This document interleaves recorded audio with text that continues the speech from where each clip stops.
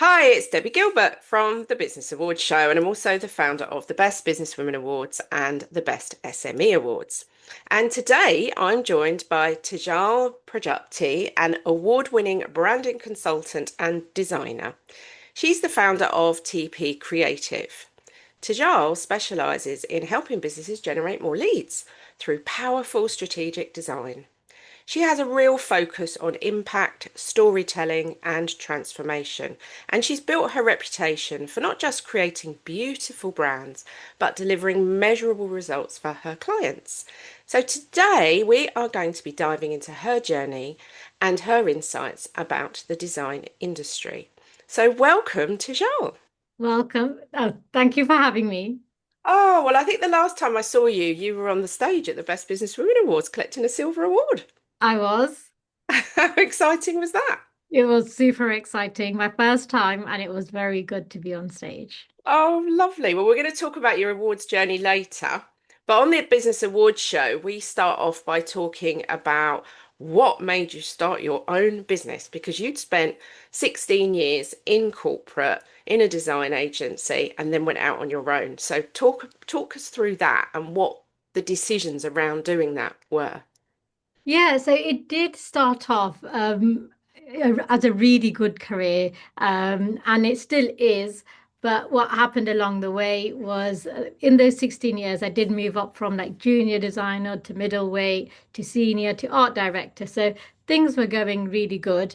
You had the normal highs of lows of agency life, but it was generally going on the up with everything that was happening in the career. But then something happened where I no longer felt like it was aligning with me. Maybe it came at a point where in my life I had different circumstances, whereas before, like I was almost like free as a bird. Mm. Whereas as the years went on, I had a family, I had children, and that started having an impact on my career and bringing that kind of that responsibility, that are carrying that responsibility and having more of that in the corporate space and creating a place where I felt like where I was before wasn't quite aligning with me. So something had to change because that alignment was no longer there anymore. And how many years ago was that? That was about 7 years ago. My eldest is now 15, so I sort it. I saw it through. After having it was fine after having one child. It was fine after having two, but then after having three, Oh it my was gosh, the you've got tipping three. point. Yeah, I got three girls, and so that was the tipping point where I was like, okay, it's taken me three children to realize that the corporate space is not going to be working for me for the long term. Mm. Hence, then I started TP Creative because naturally, when you see that self-worth and you see your potential and you feel that it's not fulfilled in the workplace, you start looking around for other options. And how do you juggle bringing up three children with a business? Have you got tips for anybody on that? Oh, yeah. I would actually say make your business one of your children. Ah, it's a good tip. I like that one. Yeah, that's good. Yeah, I do actually say I've got four children and I look after it just like I do the other three. And I give it its priority. And it's probably the youngest out of the three because that's 7 years old and my youngest is 10. But yeah, I give it just as much love and attention as my children. And I want to see it grow and flourish just like them. And, you know, yeah, motherhood does have its challenges, but it also empowers you to understand your worth and what you want to give back. And having three girls, I'm very keen to show them that you can also change your path in your career should you want to start off on your own. So I am living that through my own journey to explain to them that if the corporate world does not work out for you in any shape or form, I can help you, support you, because I'm living proof to say that this can happen for you as well. I'm sure they're very inspired by you. Yeah, I'm not sure, but I think I think only time will tell. But what they are always interested to know now is who am I working with? Because before, when I'm working in the corporate space, it was in an office, so I would be going somewhere else, and they would not have any idea of what I was working on. Whereas now, because I'm working from home or I work in a co-working space, they get to see the projects and they get to understand what it's like to run a business, what graphic design is all about, what networking is all about, what sales and the numbers. Like they understand so many things just by being present around me. Yeah, which is fantastic. It So is. let's go back to talking about your business and your industry. So, obviously over the years, we've got these programs like Canva and Adobe Express, and, people feel they can do their own design, but generally they don't do it very well. So let's talk about the difference between nice design and design that actually drives results. What is it that small businesses need to actually get their brand out there, and why should they work with somebody like you? Yeah, that's a really, really good question. And the biggest is that I would actually say to businesses that if that's the route that they want to take and they want to pursue taking it in-house and doing their own designs, then let them do it. I've had to make peace with Canva and Adobe Express because before then there was just Paint and Word and PowerPoint and the designs were very restricted, whereas now a lot of businesses think that the using those platforms is the best thing for them. So I let them use them because and I don't feel threatened by it because I'm like that's if that's what you want to do, that's what you want to do. I come at a place where they've all used those platforms and they've felt that it's no longer aligning with their brand, and now they're Mm. really ready to amplify and they're really ready to create something that is bespoke to their brand, that they really want to be positioned in the marketplace as a leader, and that they want to really make sure that their message is now aligning with their brand so succinctly that no AI tool, no Canva tool, nothing like that can do it. You need the strategic thinking. And the strategic thinking comes from somebody like myself, because then that's where we're not just creating designs that look good, but it's all aligned with that deeper foundation because it's all strategy led. And how do you think AI is going to impact your industry over the next few years? It's massive. It already is having a major impact already. AI is a tool that should be embraced, I feel. I use it every day, even at the weekends. There's not a time that I don't use it, and I have taken it into my stride.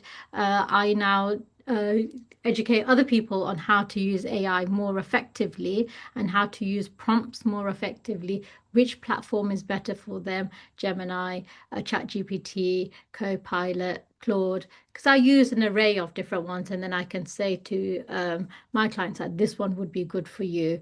And so, I'm like an experiment within myself to say, okay, how should we be using this?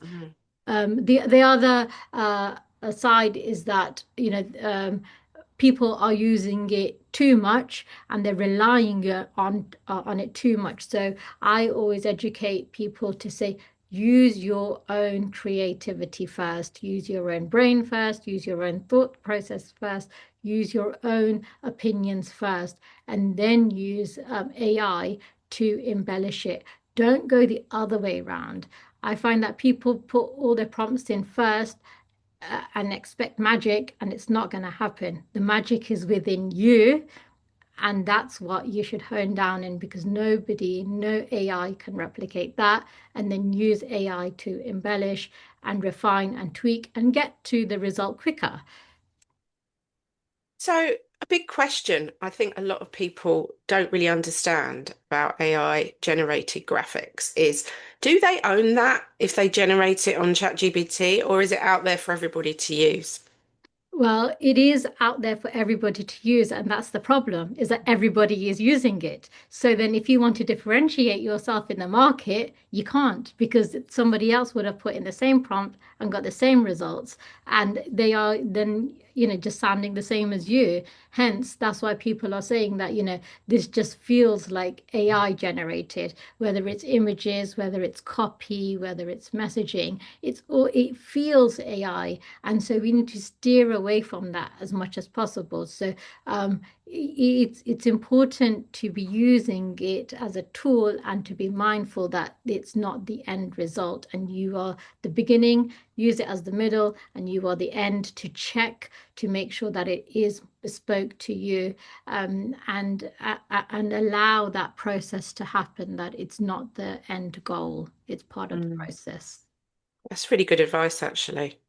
So let's talk about the role of storytelling in branding.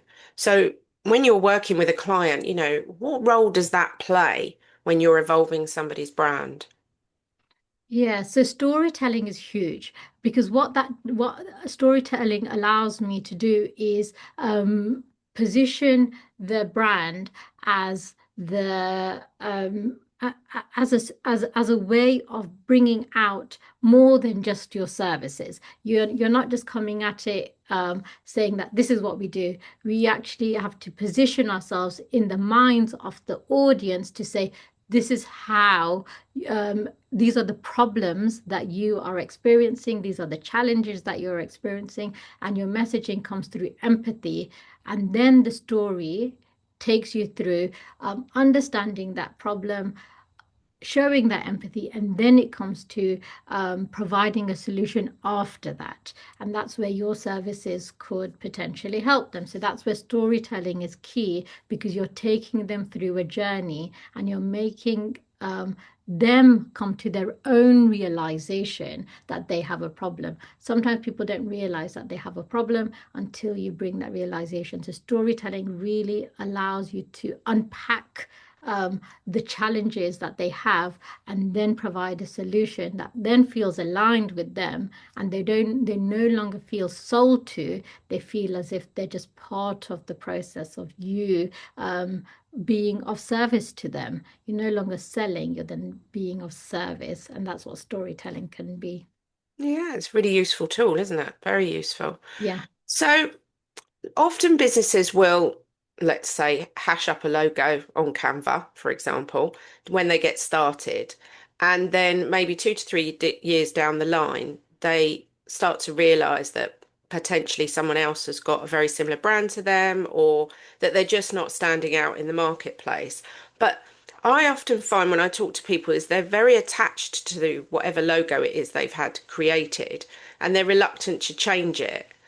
What sort of advice can you give to people who think, oh, I do know I need to change it, but I'm a bit nervous about changing it? How can they make that transition and change their branding? Yeah, that is a really good question. And it's all about mindset. It's knowing where you want to be. Because if you feel as if in your heart that you want to shift your identity, you want to position yourself in the market as a different brand, you want to be seen as a leader in that industry, then that branding has to change. You don't have a choice. And there is so much reluctance. There's reluctance because they're so attached to it, and it means so much to them because they've built up that credibility with that logo. But at the same time, you have to see it as an evolution. All brands, Apple, Microsoft, they are all having evolutions over time. And so as business owners, you have to accept that the evolution in your own brand identity will happen at some stage, and that will feel when you feel as if you are no longer aligned with that brand, and it's almost like giving you the ick, and you're like, okay, yeah, this is not sitting alongside my competitors. I am not looking like as polished or premium or professional or whatever it is. Something will be niggling at you, that you feel that is not right. And when that feeling comes about, then that's the feeling to tap into and say, okay, I need to shift my identity. And then that goes back to the brand, and the brand identity will then need to be looked at. It's so true. I mean, I'm going to share my little story with you about the Best Businesswomen Awards. So, when we launched in 2015, I got a designer to do a logo, which I thought was designed by him. And we went along with that logo for years up until 2021, when somebody sent me a logo of a kombucha brand, a drink, which was my logo, but green. Okay, so I thought, oh my gosh, they're using my logo. So I did a search on Google with this logo just to see where they were using it and everything. And this logo came up numerous places. Numerous people were using this logo. So I got in touch with the kombucha brand and I said, can I just ask where you got this logo because it's my logo. And they said, oh, we bought it off a stock site. So this guy had long since shut his graphic design business and disappeared into the sunset. I couldn't get hold of him. And I went onto the stock site and there it was. Oh, He'd yeah. taken the stock image, which was two hands together, looking like the trunk of a tree, and the stars across the top, which were the sort of leaves of the tree, and put it in black and gold, which was my colours that I wanted. So immediately I thought, oh my gosh, I'm going to have to rebrand because who wants a kombucha drink out there with the same logo that you've got? So that was an expensive process because, I literally had to sit down with a designer, but I didn't want to get rid of the star element because that's part of what I feel. I want people to feel like a superstar when they get their award and redesign everything. And the cost, for all the new banners, all the new stationery, everything that we had to go through, and obviously getting a designer to do the new branding and the new brand guidelines and everything. So I think sometimes as well, it's worth, if you're not sure about who you're working with, is to do a bit of a reverse image search on whatever logo they give you because Yeah. it's frightening, frankly. Yeah. Yeah, and this is not the first time I've heard of this story. It's happened before as well, and it's a known situation where people take assets from stock library, and you are entitled to use stock Yeah, images. A bit like you because you paid for it. The stock library, you have paid for that asset. It's not like you've taken it from Google, because no, taking it from Google is not allowed, but taking it from a stock library, you can. So officially, nobody's done anything wrong. But no. what's happened is that they've then executed it for different businesses, which actually, and what would be worrying, even more worrying, is if it was another awards I uh, know. Can you a imagine? business. I know. I mean that would be even worse. But again, it's always putting things into Mm. perspective and seeing, okay, yeah, we have to spend more money to redesign these things. But actually, you see that process as your refresh, as your rebirth, and as your new brand identity that you step into. And so use the opportunity to then elevate your positioning in the marketplace. Because before, your brand was led by stock library, and now Mm. you would actually have the understanding to let the next designer know that I don't want my logo to come from a stock library, and can we make sure that doesn't happen? So again, in that creation process of designing the logo, they are aware of what you don't want. So, those parameters are put in place from the get-go. So a designer would then create something bespoke to your business Yeah, and make which sure is it's not a which is what I thought he'd done. But obviously, I think it's a really good point that you've just made. So if you're working with a designer, you need to actually say, please make sure you create my logo from scratch, yeah. basically. Yeah. Yeah, absolutely. Because we are all entitled to use stock. Mm. And it's the same across with images, and it's the same across with logos as well. Is that we are entitled to. There's nothing illegal about that. No, no, So no. yeah, But it was something I wasn't aware of until it happened to yes. me. Exactly, and I think that awareness piece needs to be shared as well, quite openly, to say this asset has been taken from here. I'm making you aware, but I've tweaked it, so then I've done this. So Yeah. again, I would not use the final icon from a stock library, from ChatGPT, from any AI tool. I would always tweak it, and it goes back to that thing of, Mm. always top and tail it with your own brand. Yeah, that's Use the middle bit to help execute the plan, and the strategy, and the execution of that brand activation process. But again, top and tail it with your own brand strategy and your own brand look, which will be bespoke to you. yeah, good advice there. So let's talk about awards now. So, when did awards first appear on your radar? Well, awards appeared in my radar a very long time ago when I was when we were submitting awards for when I was working in the advertising world. And Mhm. so that was a big thing where they used to spend thousands and thousands submitting project work. It was all about the project work, and it was all about submitting thousands of pounds to get your project featured, and you would get gold, silver, bronze for your project. And so that's what we did in the agency world, in advertising agencies, and is what we did.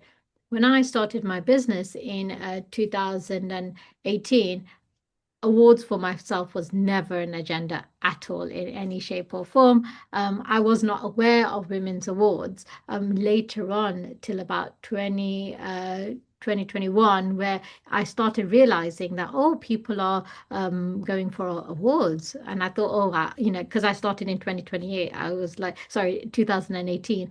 I knew that I wasn't in myself, I wasn't quite ready, and I had to allow the process of growing my business and then put myself forward. So it was only um, uh, 3 years later, after starting my business, that awards came into my business. And then what was the first awards that you ever entered? That was another award, which was a Women's Who Award, Mhm. and that was something that was felt like a nice entry point for me. Mm. Then once I entered those awards, it opened my world, and I realized that actually it's not just about entering one awards; you can enter multiple awards. So I was like, oh, okay, let's try this. And Debbie, you came into one of Women Who Awards, uh, uh, one of the days that she had, and spoke about your awards, and I was like, oh, is this a thing? And then I didn't realize. So then I then put myself forward for one of your awards, and I was like, okay, yeah, it's gonna be the same kind of process, but was I wrong? It was a very different process, in itself. So, what was the difference? What did you realize was the big differentiator between the Women Who and the Best Business Women Awards? Well, the biggest difference was that the first time I entered, I didn't get through. And I was like, I know, a shocker. And I was like, but I've been doing these awards for so many years with the Woman Who. How come I haven't got through with Debbie? And I was like, what makes Debbie's award so different that I can't get through? And I was like, my work is good, and I've been running my business. So I didn't quite understand what the process was actually. And that realization came to me, is that every awards process, every awards company has a different process. So you Mm. have to understand their process. And so the first time I did enter, I didn't get through, and I was kind of taken aback. But then he came to, the feedback was that you didn't provide enough evidence. And I was Mm. like, what's all this evidence? What's all that about? Um, and again, it was another eye opener. So rather than taking that process to stop me from, like feeling rejected, I actually used that to learn what Mm. is this about. So then you did a webinar on um, uh, how to put a really effective application, and I listened to that, and I digested it, and I spent like a month then working on the next entry, collating the data, Mm. putting the right evidence in place for the right sections, and then it was a much more rigorous process, but it felt like this was like me now going up a Mm. notch. And I was able to really articulate that application as really a wholesome mm, experience where it wasn't just about writing the application in the entry, it was about forming the evidence. And that required work. mm. And it was well worth doing that work because then it allowed me to really dig deep, like really deep, and um, ask my clients for testimonials geared towards that topic. So I would say, look, I need to submit this, and I was able to have these open and honest conversations with my clients to say, look, I'm submitting the entry. Can This is the kind of topics that we're going to be talking about. So really, it wasn't just saying to my clients, can you provide me a testimonial? It was actually gearing that evidence around that information that I wanted to provide. I always say to people, if you can get through the Best Businesswomen Awards, if you can get to the final, because our judging is quite strict, I think you've picked that up, then you can pretty much enter any awards. Because if you've got that process right and our judges have marked you up and gone, yeah, this is definitely a good business, and we can see all the evidence that backs that up, you've got the blueprint to enter anything. But we love Sandra and we love Sandra's awards. Sandra's been on the podcast and she has a slightly different process in as much as you do judges' interviews, don't you? So tell us what that was like. Yeah, so I actually did go have had my interview this week for that, and so Oh, yeah, it was nerve-wracking, and it is a different process. I think the way they want to see it is read the application and then they want to see they want an opportunity to fill in any gaps. You mm, may not have answered everything correctly in the way that they wanted, and so it's giving you an opportunity to sell yourself in another way. And yeah, what better way to do it than just talking? And so mm, yeah, you interviewed by two people, and they ask any questions that they want that you haven't answered correctly in your application, and they really want to know your story, and they want mm, to know your passion, and they want to see that coming through. And so I guess that's probably part of their process is understanding what they want to hear, and which is that ultimate passion and your impact, and they want to hear all the good juicy stuff directly from the horse's mouth, essentially. which is amazing. Yeah. So let's talk about the impact of these awards on you and your business. What's been the biggest benefit to you from entering and winning awards? Well, the biggest benefit is just knowing in myself that I'm going in the right direction. Mm, The awards are a really good way of reflecting where you have come from. So, you reflect on the year. When you fill in application forms, you're not writing from like 10 years ago or 5 years. You're writing for that year. So then it's a really good process just to reflect on the year. And if you apply for them annually, that means that you're doing that reflection annually as well. And if you're doing it multiple times in the year as well, again, you're doing those micro little reviews within your business. So it's two sides really. Number one is reflection of your own business and understanding what you've been working on and how far you've come, or any obstacles you've faced and overcome, so you can then you do a brain dump of all of that. And then the other part is sharing it with the world, and knowing, yeah, people aren't going to know your entry to any degree, any shape or form whatsoever, because that's just, between yourselves. But what you can do is say that, I have put myself forward, and I have something to share, and I have something to celebrate. And, you take them on that journey, and they feel so happy to congratulate you. You feel so happy to share. So it's a celebratory moment in itself.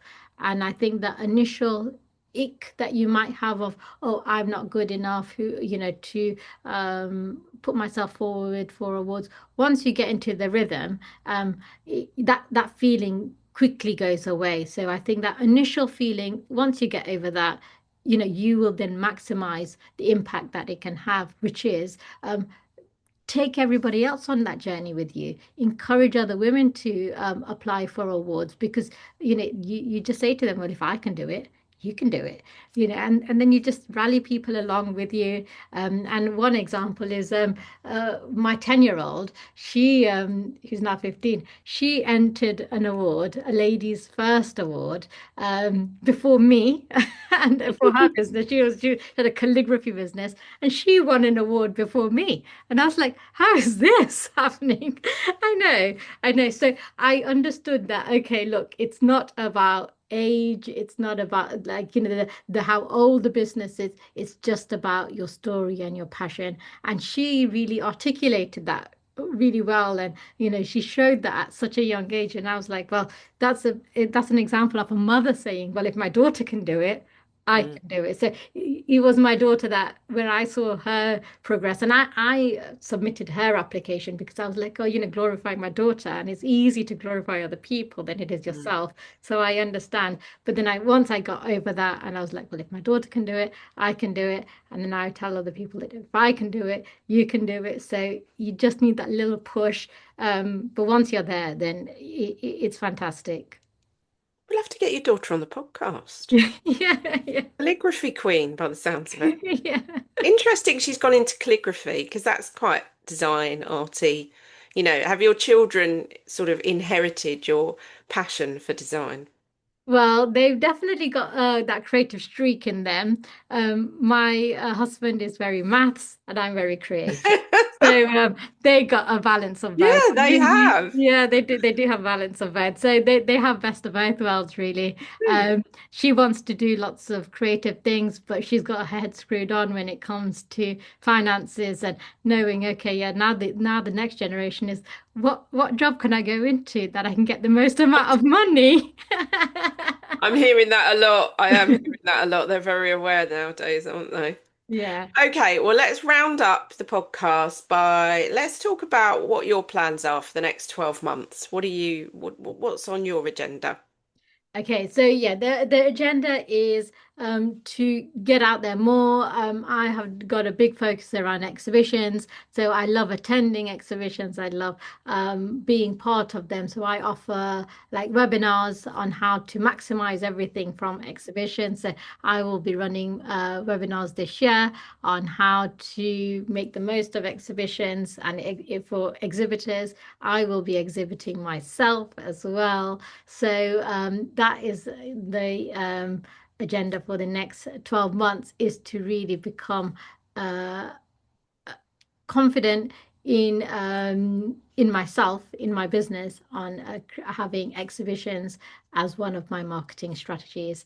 And I'm very good at helping other people design their stands and their things. But when it comes to myself, that's something that I need to start developing.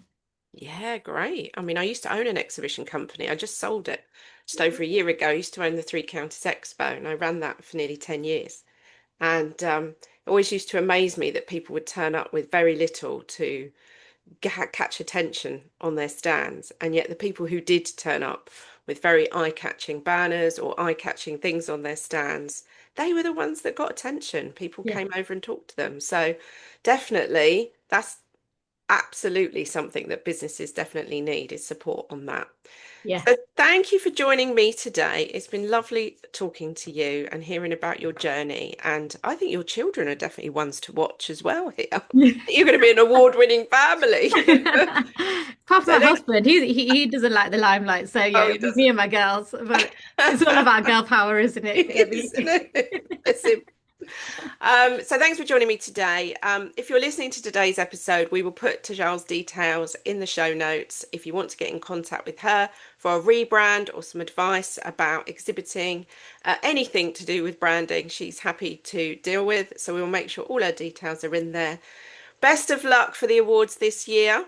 I'm Thank sure you we're very going to see much. you on many, many more stages collecting awards. And well done for what you've achieved so far. And good luck with the future Thank you. success of your business. Thank you.